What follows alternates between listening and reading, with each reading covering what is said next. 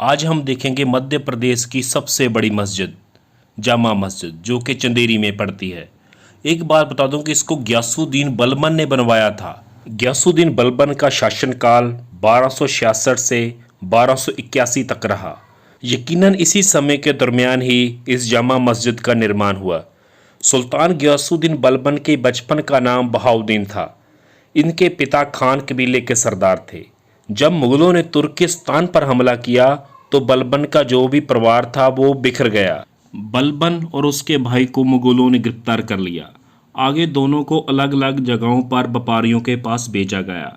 दोनों को बगदाद के बाजार में बेचा गया था। उसके एक भाई को दिल्ली आना पड़ा और कुछ समय बाद बगदाद ने के व्यापारी 100 जत्थों के साथ 100 गुलामों का जत्था था, उन्हें लेकर भी दिल्ली आया। बलबन का जो मालिक था उसने अच्छी शिक्षा दी बलबन को, तो उसके बाद उनको इल्तुतमिश के सामने पेश किया गया।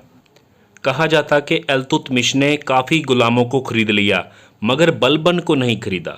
बलबन ने इल्तुतमिश से पूछा कि जो आपने गुलाम खरीदे हैं वो क्या काम करेंगे, तो उन्होंने बोला कि वो मेरी सेवा करेंगे, वो मैं अपने लिए खरीदे हैं।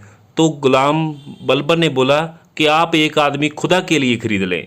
मतलब इल्तुतमिश बलबन की बातों से बहुत इम्प्रेस हुआ, तो उनने क्या किया कि बलबन को भी खरीद लिया और कुछ समय बाद बलबन अपनी टोली का आगू बन गया था। इस तरीके से अपनी काबिलियत के साथ वो बहुत आगे तक बढ़ा और दिल्ली के तख्त पर भी बैठा जाकर। मतलब इस तरीके से कि गुलाम दिल्ली के तख्त पर बैठा था, मगर अपनी हाजिर जवाबी और अच्छा शासन के लिए गयासुद्दीन बलबन को जाना जाता है। जब गयासुद्दीन बलबन दिल्ली के तख्त पर बैठा तो उस समय चारों तरफ बुरा हाल था।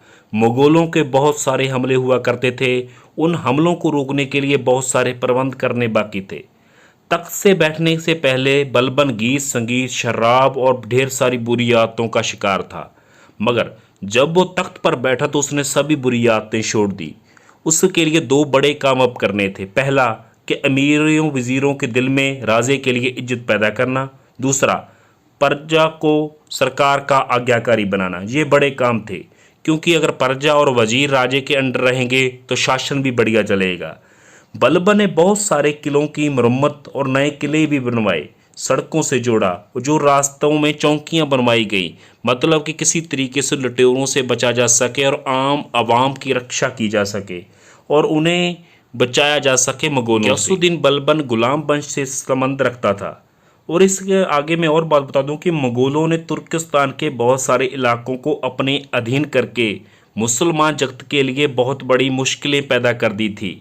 एशिया की सिर्फ एक मुस्लिम हुकूमत रह गई थी जो मुगलों के भय से बची हुई थी, वो थी भारत की, हिंदुस्तान की।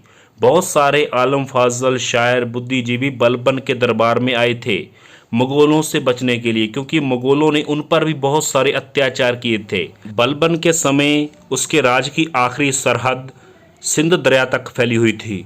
उसने यहाँ पर निगरानी रखने के लिए अपने भतीजे और पुत्र को नियुक्त किया था और अच्छा शासन प्रबंध दिया था। सो जो आप देख रहे हैं इस समय, यहाँ पर जो नमाज अदा करने के लिए दूर से लोग आते थे वो यहाँ पर रहा करते थे।